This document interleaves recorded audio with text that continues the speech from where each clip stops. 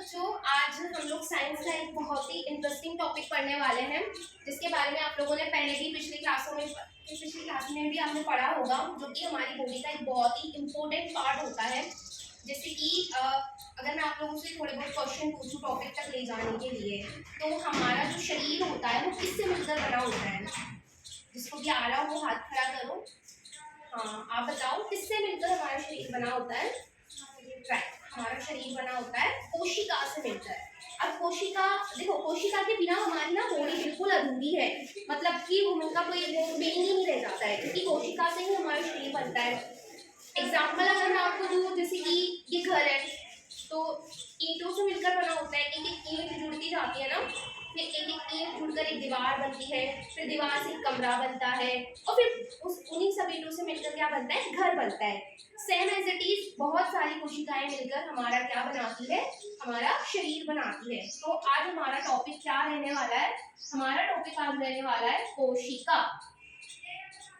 अब कोशिका के बारे में मैं आपसे पूछूं कि कोशिका को सबसे पहले किसने खोजा था, यानी कि इस जो कोशिका की खोज करी थी वो सबसे पहले किसने करी थी? एनिमल? हाँ, आप बताओ किसने करी थी कोशिका की खोज? हाँ राइट, कोशिका को सबसे पहले खोजा था रॉबर्ट हुक ने। अब रॉबर्ट हुक ने कोशिका को किस तरीके से खोजा था, किस फॉर्म में खोजा था, कौन से सन में खोजा था, ये सारा हम लोग चैप्टर के अंदर जानेंगे। अगर मैं आपसे एक दो क्वेश्चन और पूछूं कि कोशिका सब में एक जैसी होती है क्या? नहीं, कोशिका सब में, जैसे कि पादप होते हैं, जंतु होते हैं, इनमें सब में बैक्टीरिया होते हैं, सब में कोशिका कैसी होती है? डिफरेंट टाइप की कोशिका होती है। तो ये सारा हम लोग चैप्टर के अंदर जानेंगे। तो स्टार्ट करते हैं कोशिका से। कोशिका हमारे शरीर की सबसे छोटी इकाई होती है। क्या होती है? सेल। सेल हमारी बॉडी की सबसे छोटी इकाई होती है। सबसे छोटी इकाई अगर शरीर की पूछी जाए तो वो क्या है? सेल, सबसे छोटी इकाई। और कोशिका को क्या बोला जाता है? कोशिका को हमारी आधारभूत, संरचनात्मक और क्रियात्मक इकाई भी बोला जाता है। क्यों बोला जाता है? क्योंकि यही हमारे शरीर के सारे कार्य करती है। कोशिका के बारे में एक लाइन बोली जाती है कि कोशिका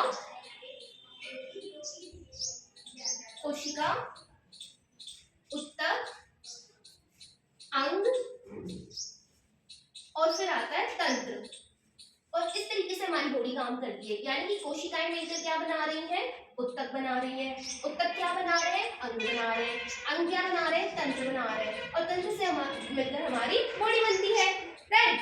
सो सबसे पहले हम लोग आ जाते हैं कोशिका की खोज पर। कोशिका को किसने खोजा? रॉबर्ट हुक ने खोजा। कोशिका की खोज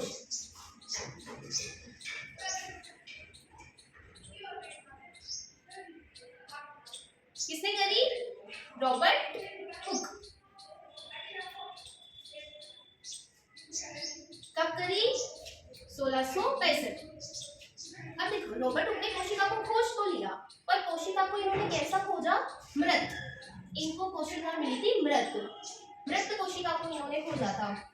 इन्होंने पेड़ की छाल में, ये जो पेड़ होता है यहाँ पे पेड़ की छाल होती है, पेड़ की छाल की कोशिका को इन्होंने खोजा था। छाल की कोशिका, छाल की कोशिका। अब देखो, कोशिका जो होता है ना, बहुत छोटा पार्टिकल होता है, उसको हम ऐसे ब्लाइंड आई से नहीं देख सकते। तो इनके स्वनिर्मित सूक्ष्मदर्शी के द्वारा इन्होंने कोशिका को खोजा था।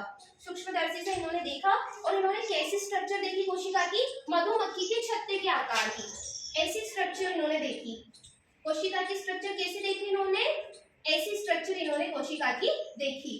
और इसमें ये मृत कोशिका को तो खोजा, लेकिन ये केवल कोशिका भित्ति को ही देख पाए थे। ओनली किसको देख पाए? कोशिका भित्ति को ये देख पाए थे। और उसका आकार कैसा था? मधुमक्खी के छत्ते के जैसा, ऐसा उसका आकार था। तो यहाँ तक हमने बात करी, रॉबर्ट हुक ने कोशिका को खोजा, मृत कोशिका को खोजा।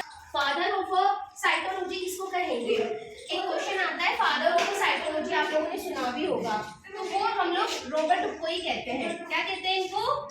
Father of cytology. इनको फादर ऑफ साइटोलॉजी कहा जाता है। अब ये तो बात हो गई कि मृत कोशिका की खोज हो चुकी है, कोशिका भी आ गई। अब हम देखेंगे कि जो जीवित कोशिका है उसकी खोज कैसे हुई। फिर जीवित कोशिका को किसने खोजा था?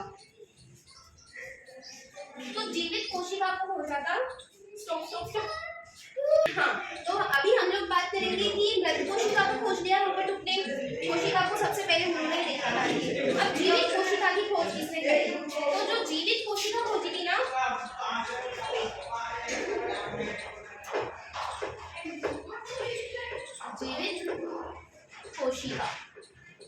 जीवित कोशिका हमारी खोजी गई थी एंटोनी वॉन ल्यूवेनहोफ ने।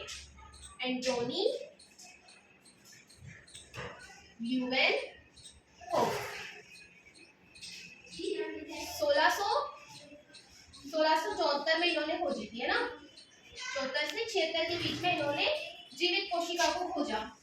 अब इन्होंने जीवित कोशिका को खोजा तो सही, इन्होंने भी सूक्ष्म जो स्वनिर्मित सूक्ष्मदर्शी था उसी के थ्रू जीवित कोशिका को देखा था। इसके अलावा इन्होंने 3 और कोशिकाओं की खोज करी थी। वो 3 कोशिकाएं थी आरबीसी, शुक्राणु एंड प्रोटोजोआ।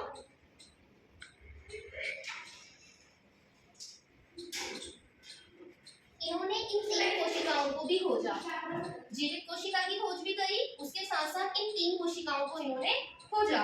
और इन्होंने एक बुक भी लिखी थी, उस बुक का नाम था सीक्रेट्स ऑफ नेचर। क्या नाम था उस बुक का? Secrets of nature.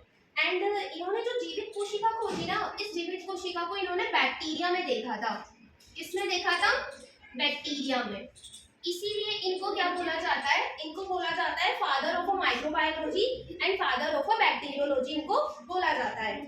अभी हम लोग आ जाते हैं कोशिका सिद्धांत पर, कि कोशिका का सिद्धांत किसने दिया था, या कोशिका थ्योरी जो है वो किसने दी थी। कोशिका सिद्धांत कहता क्या है? तो कोशिका सिद्धांत हमारा दिया था रुडोल्फ विर्चो ने। उनकी एक लाइन हुआ करती थी कि ओमिनी सेलुला ई सेलुला, मतलब कोशिका उत्तक एंड कोशिका, फिर अगेन उत्तक बनते हैं, कोशिका बनती है, और इसी तरीके से साइकिल चलता रहता है। और यहाँ पर मैं आपको एक चीज बताऊं कि अपवाद भी है, विज्ञान में अपवाद बहुत हुआ करते हैं। अपवाद है विषाणु यानी कि वायरस, इसके अंदर सेल प्रेजेंट नहीं होती है, जो सेल होती है ना वो अनुपस्थित होती है। किसके अंदर अनुपस्थित होती है? वायरस के अंदर सेल नहीं होती है। अब हम लोग कोशिका की स्ट्रक्चर पढ़ेंगे। हमने अभी तक कोशिका के बारे में बेसिक चीजें देखी है कि जीवित कोशिका की खोज किसने करी, मृत कोशिका की खोज किसने करी, कोशिका सिद्धांत किसने दिया, एंड अभी हम लोग पढ़ेंगे कि कोशिका की संरचना कैसी होती है। तो देखो, कोशिका की संरचना अलग अलग होती है, पादप में अलग होती है, जंतु में अलग होती है, कवक में अलग होती है, मोनेरा में अलग होती है, प्रोटिस्टा में अलग होती है। बट मैं बेसिक आपको बताऊं तो क्या होता है? कोशिका आवरण होता है। क्या होता है? कोशिका आवरण। और ये कोशिका आवरण कितने टाइप्स का होता है? 2 टाइप्स का होता है, जिसमें हम लोग एक तो रखते हैं कोशिका झिल्ली को, इसको रखते हैं कोशिका झिल्ली, और एक हमारी आ जाती है कोशिका भित्ति। ठीक है, और ये हमने बात करी कोशिका आवरण की। एक होता है जीव द्रव्य। क्या होता है? जीव द्रव्य, जिसको साइटोप्लाज्म हम लोग बोलते हैं। इसके अंदर क्या होता है? इसके अंदर होता है कोशिका द्रव्य, कोशिका द्रव्य होता है इसके अंदर, और एक होता है हमारा केंद्रक। इनसे मिलकर क्या बनती है? कोशिका की संरचना बनती है। इनसे मिलकर क्या बनती है? कोशिका संरचना। जैसे अगर हम देखें कोशिका की संरचना तो इनसे मिलकर बनेगी। कोशिका कितने टाइप्स की होती है? कोशिका 2 टाइप की होती है। एक होती है प्रोकैरियोटिक, प्रोकैरियोटिक कोशिका, और होती है यूकैरियोटिक कोशिका, यूकैरियोटिक कोशिका। अब ये जो चीजें होती है ना, जैसे कि कोशिका आवरण, कोशिका झिल्ली, कोशिका भित्ति, ये किसी में मिलता है, किसी में नहीं मिलता है। अगर मैं इसको डिफाइन करूं कि किस में मिलता है, किस में नहीं मिलता है, तो वो मैं आपको बताऊं। जैसे कि हमारा जो प्रोकैरियोटिक सेल है ना, प्रोकैरियोटिक, ये अविकसित प्रकार का है। कैसा है? अविकसित है। अविकसित है मतलब कि इसके अंदर 3 झिल्लियां आपको देखने को मिलेंगी।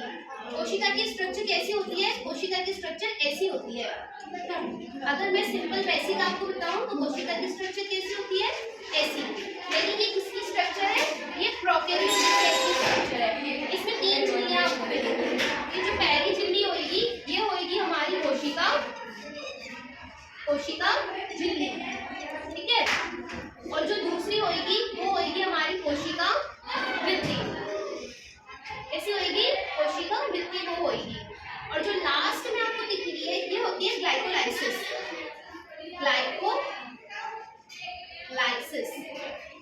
ये होती है कौन सी? ग्लाइकोलाइसिस।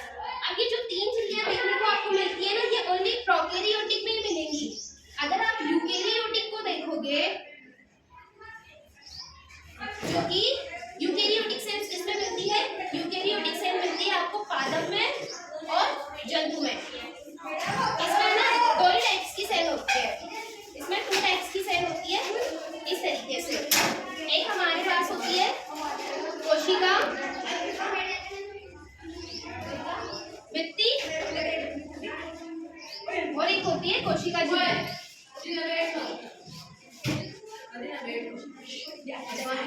इन्हीं 2 टाइप्स की मतलब 2 टाइप्स की लेयर इसमें मिलती है यूकेरियोटिक में। बट प्रोकैरियोटिक में क्या होता है? प्रोकैरियोटिक में 3 टाइप्स की लेयर्स मिलती है। क्लास अभी तक हमने देख लिया था यूकेरियोटिक एंड प्रोकैरियोटिक सेल की हमने स्ट्रक्चर देखी थी। हमने क्या देखा था कि जो ये प्रोकैरियोटिक सेल होता है ना, प्रोकैरियोटिक सेल में 3 लेयर होती है। कितनी लेयर होती है प्रोकैरियोटिक सेल में? 3 लेयर होती है, जिसमें से एक सेल वॉल होता है और एक सेल मेम्ब्रेन होता है और एक होती है हमारी ग्लाइकोलाइसिस। बट जो हमारी यूकेरियोटिक सेल होती है, उस यूकेरियोटिक सेल में क्या होता है? यहाँ पे हमारी ओनली 2 लेयर्स होती है। यहाँ पे क्या होता है? ओनली सेल वॉल होता है और एक होता है सेल मेम्ब्रेन। इसमें 3 होती है। इसमें जो पहली होती है ना, उसको हम ग्लाइकोलाइसिस बोलते हैं। क्या बोलते हैं? ग्लाइकोलाइसिस, ठीक है। ग्लाइकोलाइसिस इसको बोला जाता है। ये कौन सी सेल है?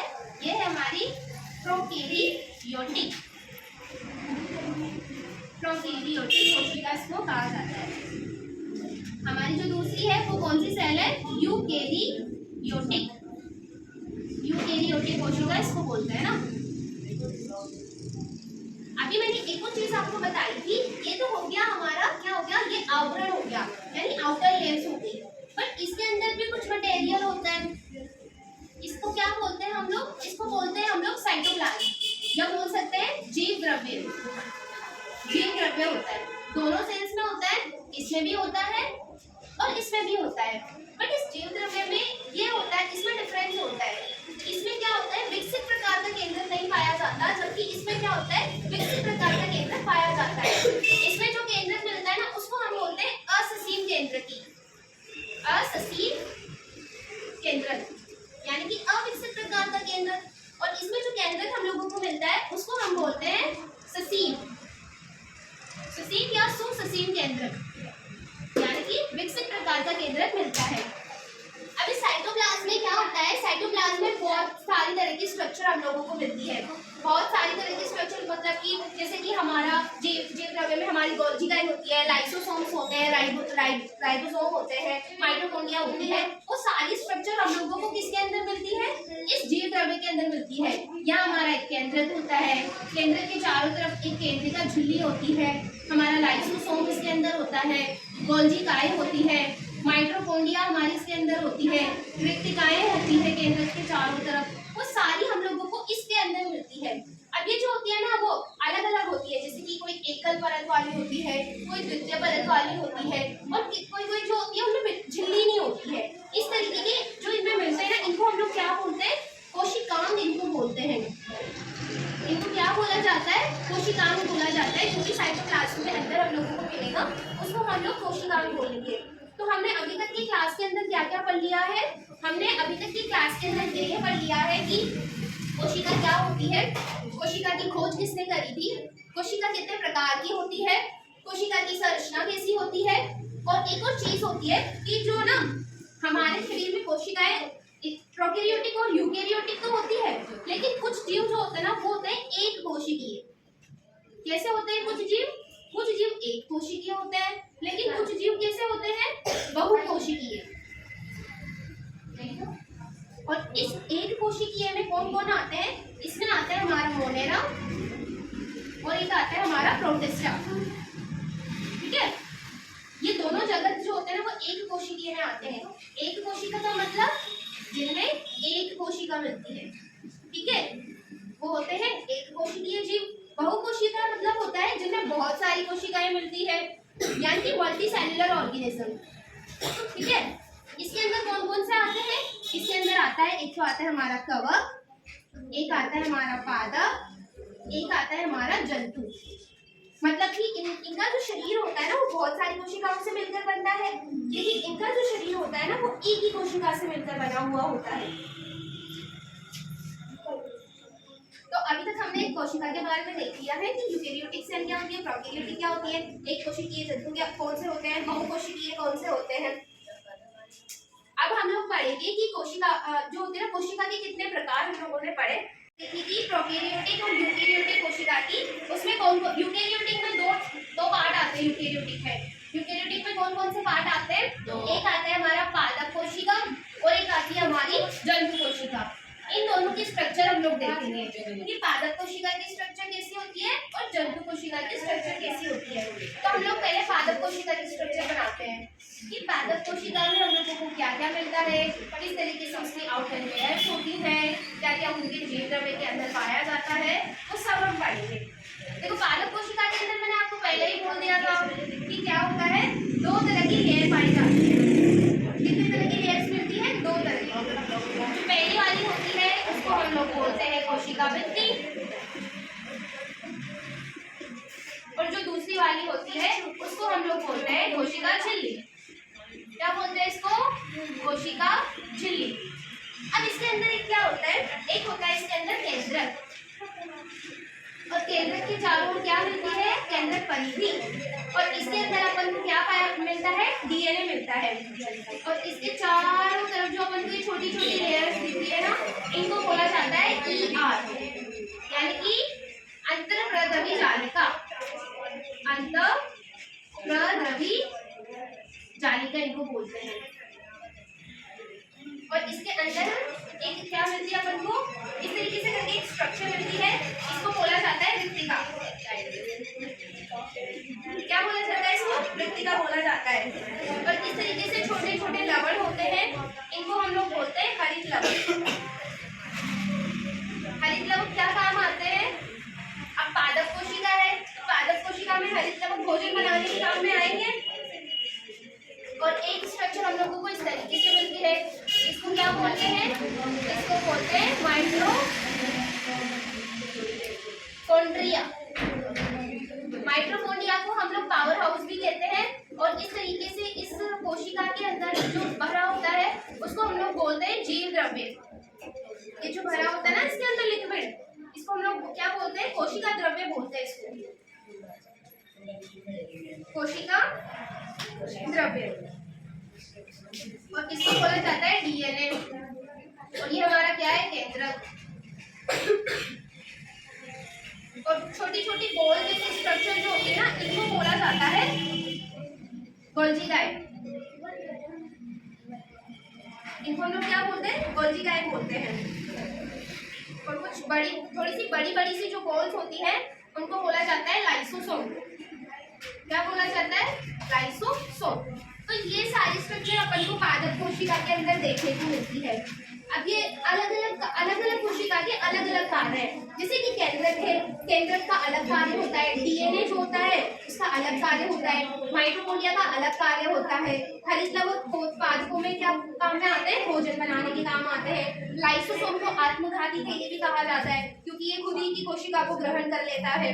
अब सेम एज इट इज जंतु कोशिका में हम लोग आ जाए तो जंतु कोशिका की स्ट्रक्चर कैसी होती है? उसकी स्ट्रक्चर कुछ ऐसी होती है, गोल होती है इसकी स्ट्रक्चर। और इसके अंदर भी अपन को एक केंद्रक देखने को मिलता है, सेम एज इट इज। उसमें भी केंद्रक था, इसमें भी केंद्रक है। और इसके अंदर क्या मिलता है? डीएनए मिलता है अपन को। और इसके चारों ओर भी वही अपन को अंतःप्रद्रवी जालिका देखने को मिलती है। इस तरीके से स्ट्रक्चर होती है जिसको हम लोग ER बोलते हैं, एंड दैट इज अ केंद्रक। ये हमारा डीएनए हो गया। और यहाँ पे जो रिक्तिका होती है ना, रिक्तिका उसकी स्ट्रक्चर कुछ ऐसी हो जाती है, ये रिक्तिका है। और जो राइबोसोम इसमें मिलते हैं वो इस तरीके की स्ट्रक्चर में अपन को देखने को मिलते हैं। साइटोप्लाज्म इसके अंदर भी पाया जाता है, जो सारी कोशिका में फैला हुआ होता है।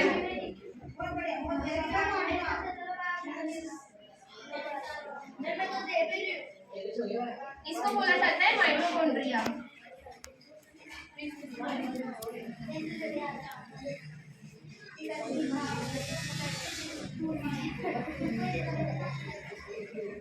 एक स्ट्रक्चर जो पादप कोशिकाओं में देखने को नहीं मिलती है वो होती है तारककाय। तारककाय जो अपन को देखने को मिलता है वो ओनली कोशिका में मिलता है, और ये होते हैं लाइसोसोम। लाइसोसोम देखो दोनों की स्ट्रक्चर सेम है, पर इसमें क्या है, इसमें ओनली एक ही लेयर देखने को मिलती है, जबकि इसमें क्या है, डबल लेयर है। और एक चीज ये कि इसमें तारककाय होता है लेकिन इसमें तारककाय नहीं होता है। इसमें रिक्तिका की स्ट्रक्चर इतनी बड़ी है, लेकिन जंतु कोशिका में रिक्तिका की स्ट्रक्चर एकदम छोटी है। तो अलग अलग तरीके की स्ट्रक्चर इनकी है, थोड़ा सा डिफरेंस है, ज्यादा डिफरेंस नहीं है। ठीक है नंदिनी, जितना भी पढ़ा है क्लास में कोशिका के बारे में, कोशिका क्या होती है, कोशिका की स्ट्रक्चर कैसी है, कोशिका के कितने प्रकार हैं, कोशिका को किसने खोजा, ये सब आपको कल अपनी नोटबुक में राइट डाउन करके लाने हैं। और आपको कोशिका को पूरी तरीके से एक्सप्लेन करना है कि कोशिका क्या है, एवरीथिंग जो भी आप कोशिका के बारे में हमने पढ़ा वो आपको घर से करके लाना है। तो आज की क्लास यही खत्म होती है। Okay students.